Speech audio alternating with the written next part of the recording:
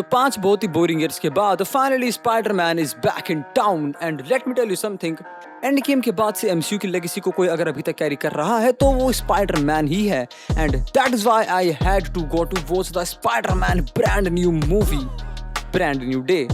और मैं गया भी, हालांकि फर्स्ट डे फर्स्ट शो तो नहीं, क्योंकि मैं थोड़ा सा बिजी और गरीब आदमी हूँ यार। So I went on Saturday the third day to watch the movie, जैसे तैसे स्पॉइलर से बचा के। And I went with a certain someone जिसने अच्छी खासी मार्वल एक्सप्लोर करी है, क्योंकि मार्वल इतनी बड़ी फ्रेंचाइजी है कि कहीं से भी कोई भी साइड कैरेक्टर का, साइड किक का, कोई भी स्पिन ऑफ सीरीज का छोटा मोटा कैरेक्टर आ जाएगा and you would be like what the hell, who is this guy.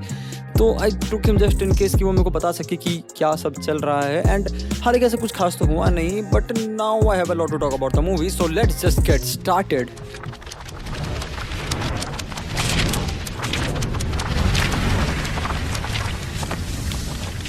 तो Spiderman brand new day, the hype for this movie was immaculate, क्योंकि जिस तरह से नो वे होम एंड हुआ था, everyone just had one question कि अब क्या, what now, mainly regarding MJ और पीटर। बट उसकी बात हम थोड़ी देर बात करेंगे। First of all the main question, did the movie deliver, did the movie slap? और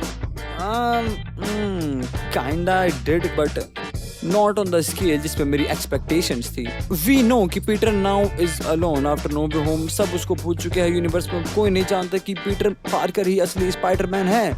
तो अब पीटर पूरी तरीके से अकेला है and now there is no one to guide him, there is no one to mentor him. अब there is no Iron Man for gadgets, there is no Doctor Strange to fix his fuck ups, and अब उसे अपनी new powers, उसकी नई evolution को खुद ही handle करना पड़ेगा। And this is how the real Spider-Man should be. Peter Parker की खुद की लाइफ है, उसके खुद के बैटल्स एंड स्ट्रगल्स है, and all this along he also have to save the New York city. और इसी प्रिंसिपल पे टोबी एंड एंड्रयू के स्पाइडरमैन मूवीज बेस्ड है and that is why people love them. और ब्रांड न्यू डे के director ने भी इस बार ट्राई करा है अपने स्पाइडरमैन को थोड़ा रिस्पॉन्सिबल और कूल एंड क्लासी बनाने का, जैसे कि आप स्पाइडरमैन को इमेजिन करते हो। वन ऑफ द रीजंस मुझे स्पाइडरमैन इतना ज्यादा पसंद है is because first of all he is relatable, and secondly सबसे ज्यादा इंटरेस्टिंग और मजेदार फाइट एक्शन सीक्वेंस स्पाइडी के ही होते हैं throughout any universe. MCU भरा पड़ा है big scale battles, Hulk, Thor के कोडली सुपर पावर से, बट जो वेट hand to hand action combat carry करता है that is mesmerizing. And one of the things जो ये मूवी बहुत अच्छे से डिलीवर करती है वो है पीटर की old school fight action scene. 10 on 10 for that. और मैं ये भी कहूंगा कि एक्शन इस मूवी का one of the strongest aspect है, because after that there is nothing good left to talk about the movie. आप सबने अब तक ट्रेलर तो देख ही लिया होगा, and let me tell you something बिना कोई स्पॉइलर दिए, that half of the things जो मूवी में होती है वो सब ऑलरेडी ट्रेलर में हो चुका है। You have already experienced it.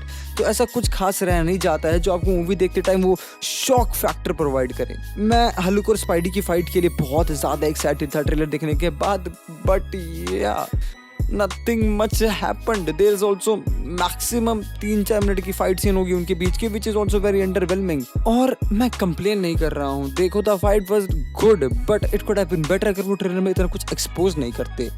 And one of the good decision they did was not exposing who the villain is. और क्योंकि उन्होंने विलन के बारे में कुछ दिखाया नहीं है तो मैं भी ज़्यादा बात नहीं कर सकता वरना स्पॉइलर हो जाएगा। But I wanted to say something कि एमसीयू की आदत है विलन के साथ विक्टिम कार्ड खेलने का ताकि ऑडियंस उनके साथ सिंपैथाइज कर सके, but this thing is so much over used. और अगर आपको अभी भी इसको यूज करना है तो एटलीस्ट कीप इन माइंड कि आप विलन से जो एक्शंस करवा रहे हो उनको इतना रीजनेबल रखो कि बाद में ऑडियंस उसके साथ सिंपैथाइज कर सके। डोंट ओवर डू इट इतना ज़्यादा कि just for the sake of it we have to sympathise with the villain ताकि वो कुछ ना कुछ आगे स्टोरी में कर सके। मैं इस पर एक डिटेल वीडियो में कोई बात करूँगा आगे, but the characters in this movie are written no very poorly. Let me tell you, आपका पनिशर के बारे में क्या इंप्रेशन है? वी ऑल नो कि Punisher is a very dangerous person, he is a very skilled technician, और क्योंकि उसके पास सुपर पावर्स नहीं है तो वो मेनली अपनी स्ट्रैटेजीज के अराउंड काम करता है। बट पनिशर इस मूवी में जो भी करता है he has done more trouble than good. उसको बस एक गोफी साइड के कैरेक्टर की तरह ट्रीट करा गया है, बिकॉज इस मूवी में नेड का उतना कैरेक्टर रोल है नहीं जो कि स्पाइडरमैन का साइड किक यूज़ कर सके। बट इनको मूवी कॉमेडी करनी है तो आई थिंक इन्होंने पनिशर को वो रोल दे दिया। बट मैंने डेयरडेविल और पनिशमेंट एक्सप्लोर नहीं करा है, तो do not take my word on it. Anyways, let's talk about the main aspect of the movie now. मैं इस मूवी में जितना स्पाइडरमैन के लिए एक्साइटेड था, उससे कहीं ज़्यादा मैं पीटर पार्कर को देखने के लिए बेताब हो रहा था, because his story is going on so much drastic right now. MJ और पीटर की रिलेशनशिप अभी बहुत ज़्यादा कॉम्प्लेक्स स्टेज पे है, एंड मूवी ये बात समझती है, एंड इसलिए वो काफ़ी ज़्यादा रियलिस्टिक रूट लेती है. अभी भी उनको बहुत ज़्यादा लवी डवी नहीं दिखाया है, and I think yeah they did a pretty good job with it. तो हाँ, you should short check out the movie for उस फैक्टर के लिए. एंड हाँ, एक्शन के लिए तो डेफिनेटली स्पाइडरमैन को इस बार बहुत तगड़ा एक्शन सीक्वेंस दिया गया है. उसकी वेब शूटिंग एबिलिटीज और जिस तरह से वो फाइट में जाने मारता रहता है, इसमें काफ़ी ज़्यादा उसका यूज़ करा गया है क्रिएटिवली. तो you could really like that. And या दैट्स इट फॉर टुडे. मैं जा रहा हूँ 2-3 छुट्टे फूकते चेन स्मोकर कैट देखने. ना, I am just kidding. Anime कौन देखता है.